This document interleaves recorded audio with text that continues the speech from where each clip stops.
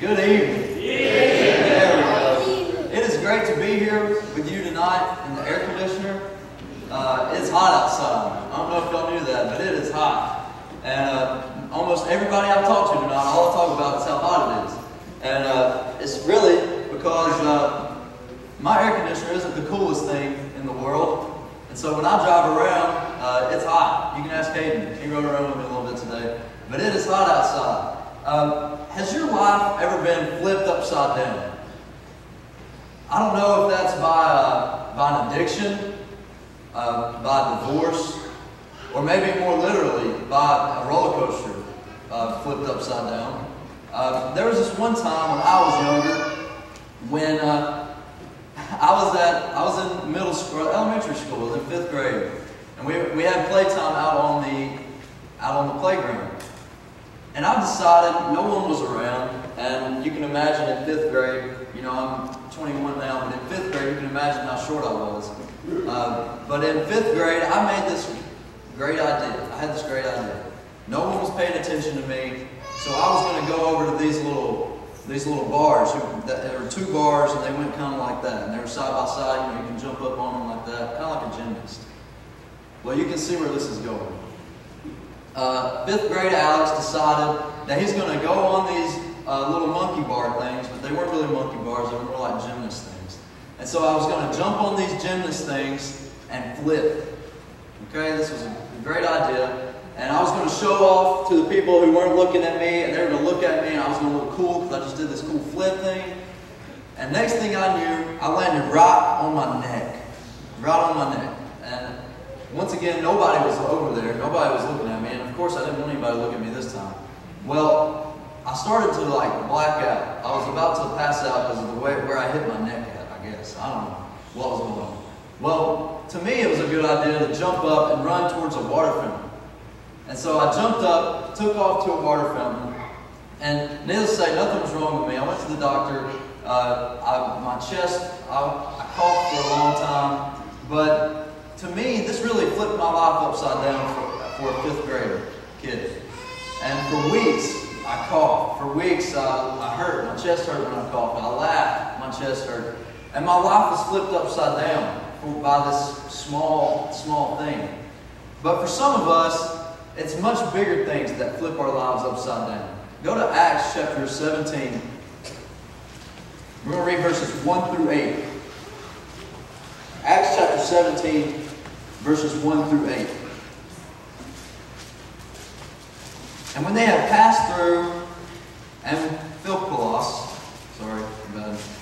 and Apollonia, they came to Thessalonica, where there was a synagogue of the Jews.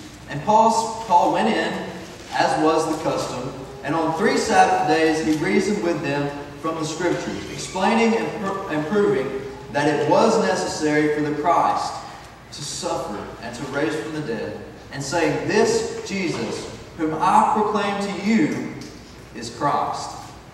And some of them were persuaded and joined Paul and Silas, as did a great many of the devout Greeks, and not a few of the leading women. But the Jews were jealous, and taking some wicked men of the rabble, they formed a mob, set the city in an uproar, and attacked the house of Jason, seeking to bring them out to the crowd.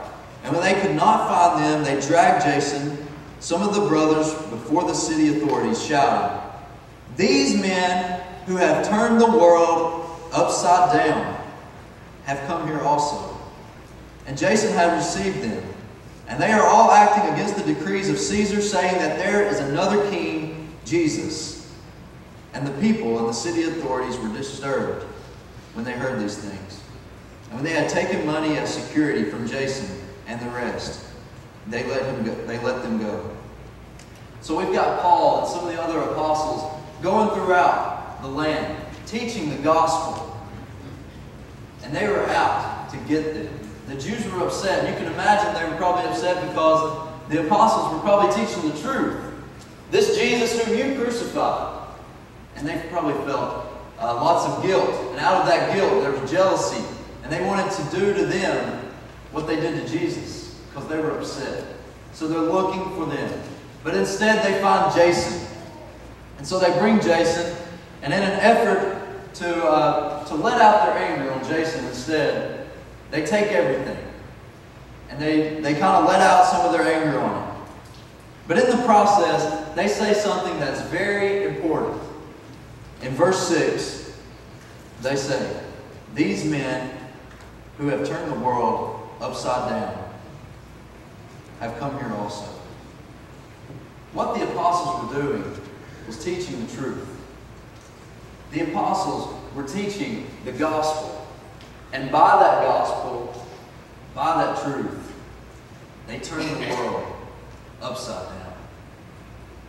Now my question for you tonight is, have you allowed the gospel of Jesus to turn your world upside down? To turn your world into something that's so much better than what it is without Him?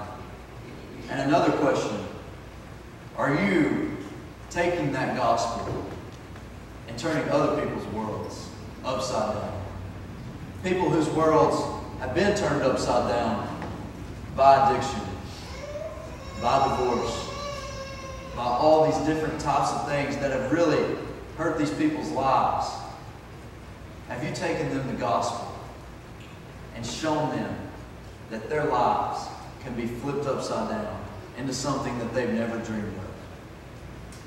Now tonight, if you need to challenge yourself to take that next step in your life, to come back to Christ and to let Him flip your world upside down, or if you're ready to take another step and you haven't taken that step yet into baptism, please come forward as we stand and sing.